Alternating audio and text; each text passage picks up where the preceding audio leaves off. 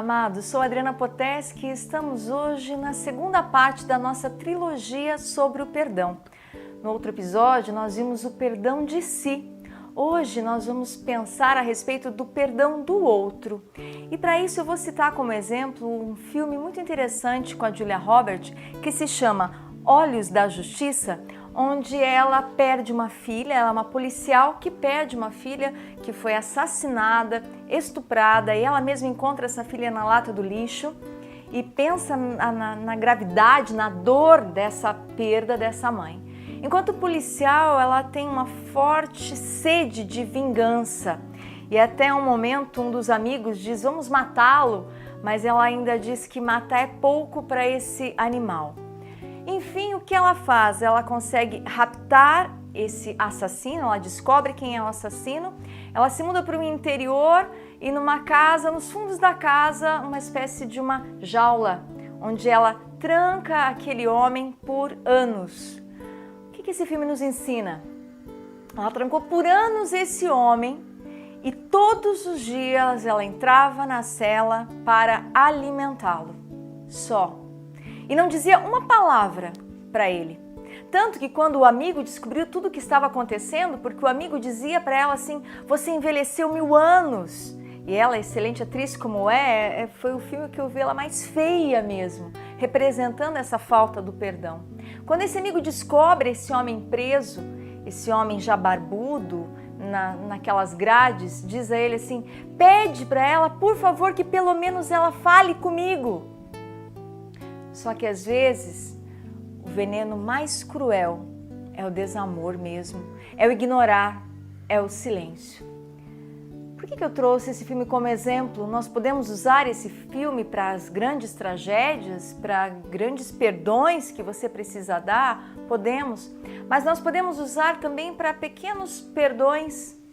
Nós sabemos que se você não perdoa a pessoa que está aqui dentro, você é o carcereiro dessa pessoa e você tem que alimentá-lo todos os dias.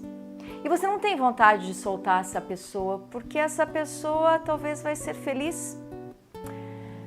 Infelizmente, provavelmente sim, ela está solta, ela só está presa aqui dentro de você.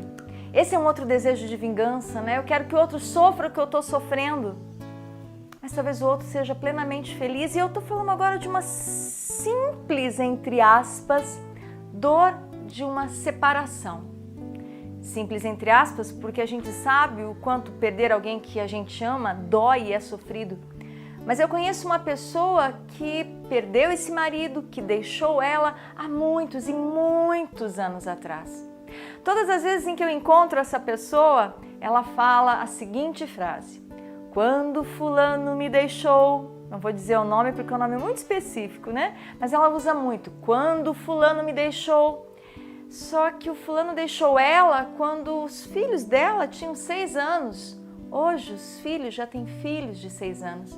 E ela continua se justificando e justificando a sua pobre vida de carcereira desde o dia em que, quando fulano me deixou. Ela justifica que a vida profissional dela é porque o fulano deixou ela, o fracasso dela. Ela justifica que ela não ter encontrado alguém de novo é por causa desse fulano que deixou ela e ela poderia casar verdadeiramente porque ela não era casada no sentido da questão do matrimônio, mas ela não pode libertar ele dentro dela. Se ele libertar ele dentro dela, vai ficar um vazio gigante, porque ela só soube ser carcereira dele a vida inteira. Então, quando que você vai libertar quem está aí dentro?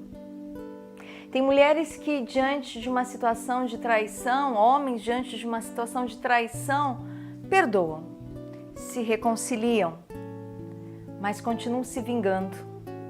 Como se a partir daquele dia, nunca mais você se entregasse de corpo e alma para aquele marido, para aquela mulher. O desamor é a forma mais eficaz de vingança. Destrói o outro por dentro. Talvez o outro cometeu um grande erro, mas vai pagar para o resto da vida e vai ficar trancado para o resto da vida. Como fazer? Eu vejo casais que, diante de uma traição, reconstroem o casamento, porque aprendem como é viver então plenos.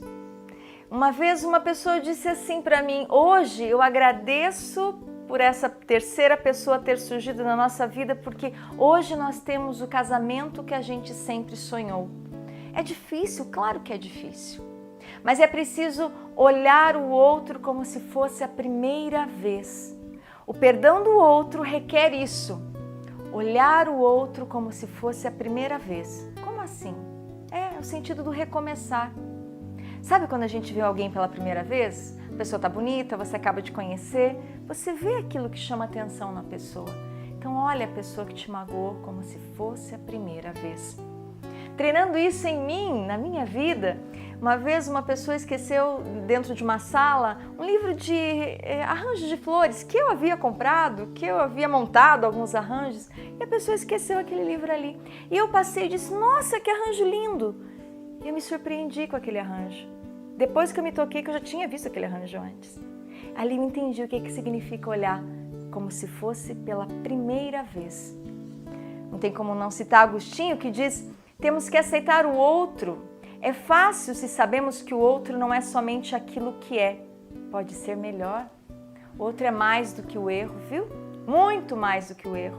E uma das experiências mais lindas que eu tenho, que mudam a minha vida por dentro, é justamente quando eu vou visitar quem está na penitenciária. Eu aprendo muito com elas. É a penitenciária feminina próxima a Curitiba, 400 detentas. Eu vejo dentro daquele lugar muita gente boa, todas têm coisas muito lindas para contar. Uma delas dizendo assim: outro dia quando eu saí, porque eu já estou 7 vezes aqui, né? Então, outro dia quando eu saí, eu levei os meus amigos do crack para tomar banho lá em casa, os moradores de rua. Eu escutei aquilo e eu pensei que eu nunca fiz isso.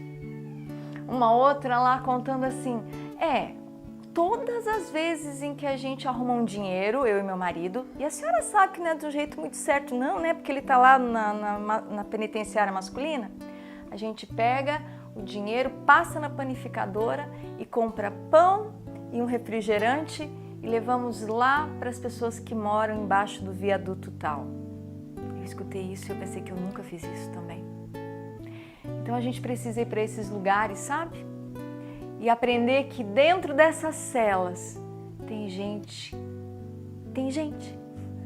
tem amor, tem humanidade. E só quando a gente consegue ver esse outro dentro do erro, por trás do erro, é que eu consigo sim perdoá-lo.